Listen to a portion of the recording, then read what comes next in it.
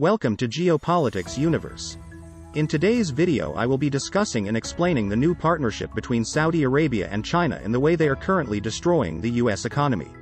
But first, I would just like to welcome you to Geopolitics Universe. This is a channel where we share the latest news, rumors, and insights into all things on geopolitics. I would really appreciate it if you could please like and subscribe. Also, I just wanted to announce, as we are a new channel which is growing by the day, we will be launching a giveaway for a $50 Amazon gift card. All you have to do to enter is like and subscribe. The giveaway winner will be announced in due course. Now let's carry on with the video. Chinese state leaders plan to visit Saudi Arabia by the end of this year.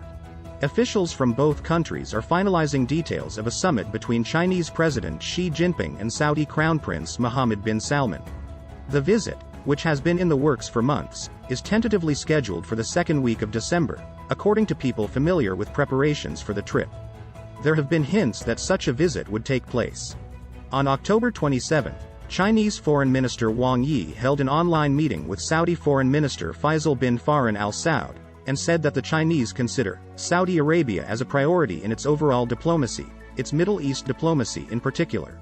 On October 28, an AFP journalist asked Chinese Foreign Ministry spokesperson Wang Wenbin to confirm whether the Chinese leader is going to Saudi Arabia for a state visit, but Wang neither denied nor admitted this, and replied that there is currently no information to provide. Regarding the possibility of Chinese leaders visiting Saudi Arabia at the end of the year, the Wall Street Journal comments that Beijing and Riyadh seek to deepen ties and advance a vision of a multipolar world where the US no longer dominates the global order. Given the importance of the Middle East in oil interests, the United States has always attached great importance to the geopolitical pattern of the region. Although the situation in the Middle East is highly complex, the US has never loosened its control over the region. In the 21st century, however, the structural shifts in the global energy field have gradually changed the relationship between the US and Saudi Arabia. Driven by capital, the rapid development of the U.S. shale oil industry has transformed the U.S. from the largest energy importer to a net exporter.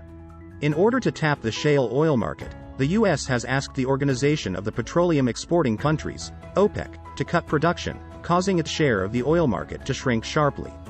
Dissatisfied with this, OPEC took advantage of the cost of crude oil production to increase supply to drive down oil prices, thereby putting pressure on the U.S. shale oil industry. During the COVID-19 pandemic, Saudi Arabia and Russia jointly assaulted the U.S. shale oil companies with a price war and won back their voices in the market. Now, OPEC Plus still maintains a monopoly in the field of global oil exports. The 7 Middle Eastern countries and Russia's daily crude oil production reached 27.79 million barrels and 10.94 million barrels respectively, much higher than the daily output of the United States of 16.58 million barrels. Recently, Saudi Prince Mohammed bin Salman proposed to spend trillions of dollars to transform Saudi Arabia into a comprehensive manufacturing powerhouse. To do this, Saudi Arabia must keep oil prices above $100 per barrel. However, soaring oil prices this year have fueled severe inflation, to the great dissatisfaction among U.S. voters.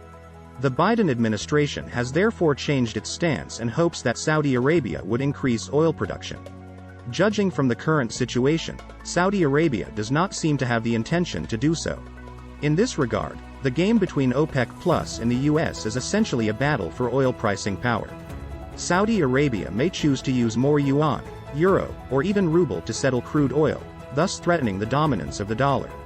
The US may then take countermeasures to maintain its other Middle Eastern oil-producing allies, as well as to reassess its relations with Saudi Arabia. While the relationship between the United States and Saudi Arabia is being adjusted, the economic and trade relations between China and the latter have been constantly deepened.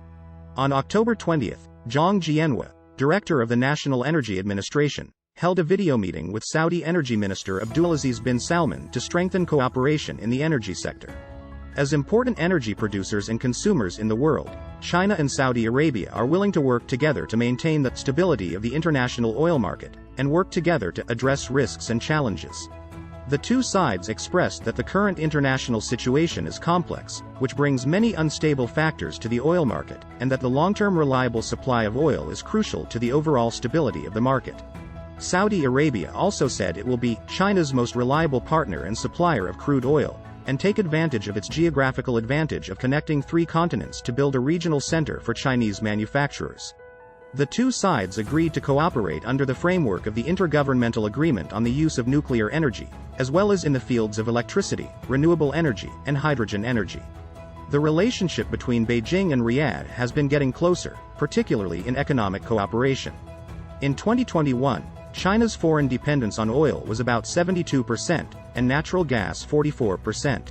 According to data released by China's General Administration of Customs, in 2021, the country imported a total of 513 million tons of crude oil, 105 billion cubic meters of liquefied natural gas, and 56.6 billion cubic meters of pipeline natural gas. Although there are nearly 50 sources of crude oil imports for China, the main crude oil importers are relatively concentrated, including Saudi Arabia, accounting for about 17%, Russia, Iraq, Oman, Angola, the United Arab Emirates, Brazil, Kuwait, and Malaysia. The crude oil imported from these 9 countries accounted for 83% of total imports. China has 27 LNG importers. Among them, Australia is the most important importer, accounting for 39%, followed by the United States with 11%, and Qatar, Malaysia, Indonesia, Russia, and Papua New Guinea. LNG imports from the above 7 countries accounted for 87% of all imports. Admittedly, the U.S. still maintains strong control over the Middle East, and it retains a special alliance relationship with Saudi. As much as the Saudi crown prince might dislike this, he cannot change such a status quo. Yet, the increasingly closer relations between China and Saudi undoubtedly have strong geopolitical significance. As analyzed by the Wall Street Journal, the oil-rich Riyadh is increasingly connected with Beijing. China could also take a stake in Saudi Aramco, the state-owned oil giant. In addition, military ties between the two countries have deepened through arms sales as well. For China, strengthening cooperation with Saudi Arabia and establishing a more stable and in-depth bilateral relationship has many impacts. The first is a stable energy supply cooperation relationship. If China can maintain a long-term and stable energy cooperation relationship with Saudi Arabia and Russia, it will be of great significance. Secondly, in the process of Saudi Arabia's economic, industrial, and energy transformations, China could participate in the local construction market. Thirdly, in some non-economic fields, such as arms export, China might also reach cooperation with Saudi Arabia. Fourthly, in the shuffling of international relations against globalization, China is expected to establish a multi-dimensional cooperative relationship with Saudi Arabia in diverse fields. For instance, during the Shanghai Cooperation Organization Summit held in Samarkand, Uzbekistan September this year, Egypt, Qatar, Saudi Arabia, and other countries all signed memorandums to become partners of the SCO. Finally, in the financial field, Saudi Arabia is also trying to settle the non-dollar oil trade in recent years. In trade with China, increasing RMB settlement may become a crucial part of such cooperation. The world is now at the beginning of a great change in trends since the era of globalization. With the West's estrangement from China, the latter now extensively seeks to strengthen geopolitical and geo-economic cooperation with other countries. This is undoubtedly an important adjustment to China's international cooperation strategy. In this transition, the deepening of the relationship between China and Saudi Arabia undoubtedly has important benchmarking significance. Thanks so much for watching till the end. Please like, comment and subscribe and turn the notification bell on so you never miss a video. I would really appreciate it if you do this, as it really helps support the channel. On this channel we share the latest news, rumors, and insights into all things on geopolitics. You'll be able to find news surrounding all things to do with geopolitics around the world and more. Until next time, see you later.